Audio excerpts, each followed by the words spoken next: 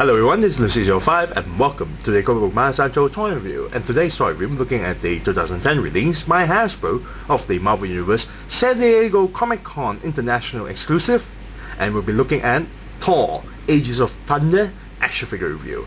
And I just recently purchased this at a local toy shop near my area for 44 ringgit, which is a bit more pricier than a typical 39 ringgit and 90 cents for the Marvel Universe pricing. Now, this is a Comic-Con exclusive, and you notice the packaging is a bit more different. And on the top and bottom part is just a hollowed out piece there where you can pull out the packaging, actual packaging, quite easily. Now, the box itself is actually quite nicely done. You got a really big image, an artwork image of Thor here, and the side here, all the letterings here are all in silver. Everything is very shiny. Bottom part here, you got a sticker for the Comic-Con San Diego, and the bottom part here, you got the warning label stating choking hazard, small parts not for children under 3 years old.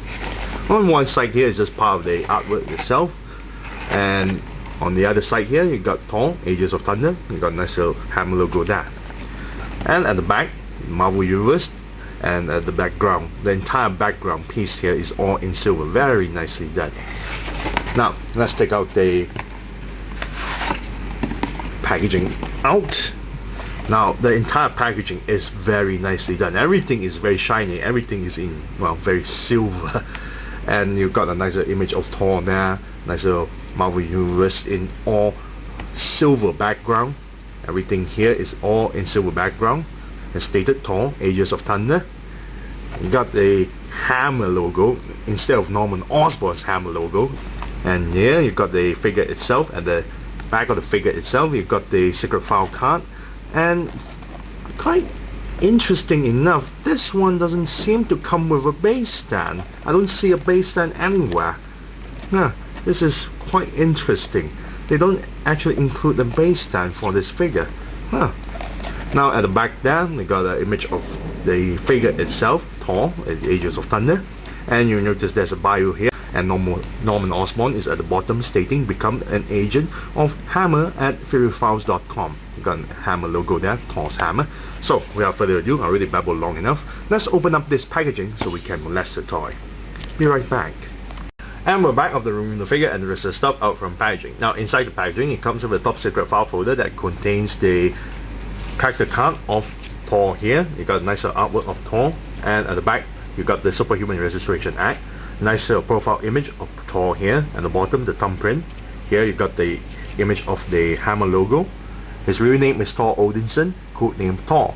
Hair blonde, eyes blue, height 6'6", weight 640 pounds, sex male. Powers: class 100 strength level, above average Asgardian endurance and resistance to injury. The Odin Force allows Thor to have near infinite cosmic and mystical abilities. Expert warrior, hand-to-hand combatant, hammer throwing, and swordsman. At the bottom part here is stated immortal, and that's about it. Next, we got an email from Norman Osborn to Victoria Han, stating about him gathered a insightful and very ancient information regarding about Thor from Loki himself to know about Thor's strength and weaknesses, and they want to talk to Sentry on how to deal with the Asgardians and keeping the Odinson at bay, and that's about it. Next, let's take a look at the figure's accessory. You got the Thor's hammer here, but the problem with this hammer, it uses this plastic quality that is, well, kind of soft. Now the bad part about this hammer itself, when I took it out from the packaging, it's already like this, or bent. So that's not a good point there. Now on one side of the hammer is inscribed with the typical, those who are worthy to wield the hammer will become the god itself. But some of the words are etched so tiny you're barely able to read a couple of words like worthy, shall, and the word Thor, and the rest of the stuff is really hard to read. It's nicely painted, but I really don't like this kind of material for the hammer itself. He can hold the hammer quite well too. Now, the other accessory will be the cape. The cape is also removable by popping the head off. It's nicely painted on the buttons here, it's really nice. And the belt buckle is also painted in silver, very nice. Now, the cape itself is really nicely sculpted and really worn out. As you can see, all the holes there, all the torn parts, really nicely done. And it's actually soft, except for these 2 parts, because it's quite hard. Now let's take a look at the figure's paint job. The paint job is quite nicely done. The face paint job is near 100% compared to the back of the packaging, but the most of the figure's paint job is exactly as shown at the back of the packaging, which is kind of ironic. Now the hair itself is light blonde, and the wings itself is not as white as shown at the back of the packaging. It's more on, well, yellowish. The helmet is also painted in silver. The arms, however, is painted with the lines, these grayish lines going all over, as to show that he went to a battle and he's covered in dust. The belt here is also painted in a duller silver. But the funny part about this belt, you notice the background is actually in black and the edges here in silver. The back here is in gold. Why? I'm not too sure. The rest of the muscle tones on the legs itself is also painted with all the lines itself, and the shin here with the wrappings all over the shin is really nicely painted. Now the sculpt of the figure itself, now this is really weird. The wings is really a soft plastic material, very soft, you notice this. And the sculpt is actually very nice. On the face sculpt is very nice. I really love the face sculpt, and the entire figure itself is very nicely done. Very nicely done. All the really big muscles, my god, really huge muscles. Really nice sculpt on the belt itself. The body is very nicely done. Now let's take a look at the figure's articulation. Articulation is a bit disappointing because he doesn't have some of the newer articulation. Now the head actually doesn't have a typical new hinge ball joint. It's just a ball joint. There's no hinge joint anymore for this figure, so that's a bit disappointing there. The head can actually turn left and right, but can't turn 360 degrees because it's a bit hindered by the cape itself, and cannot pivot up and down. Now the torso can actually bend forward and a bit backwards and go 360 degrees. The arms can turn 360 degrees. Upper bicep turns 360 degrees. The elbow bends this far. The wrist here can turn 360 degrees, but this one is a bit, loose.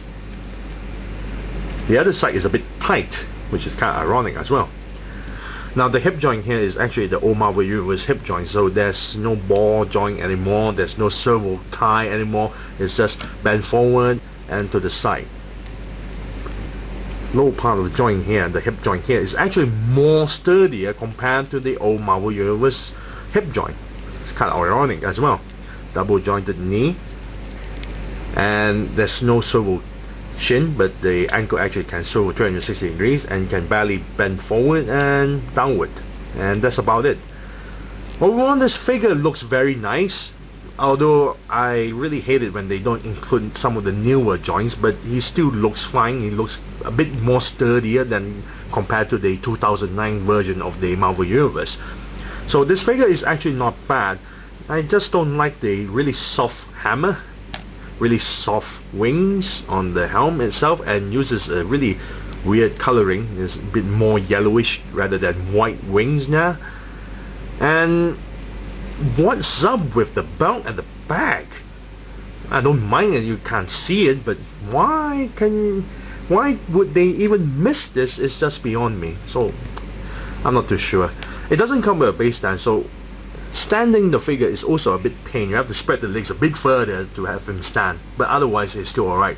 So if I'm going to give a rating of this figure, I say I will give it also a 9 out of 10. It's actually quite nice, despite that lacking of some of the articulation that we wanted, and also some of the paint job is kind of off, but it's still alright.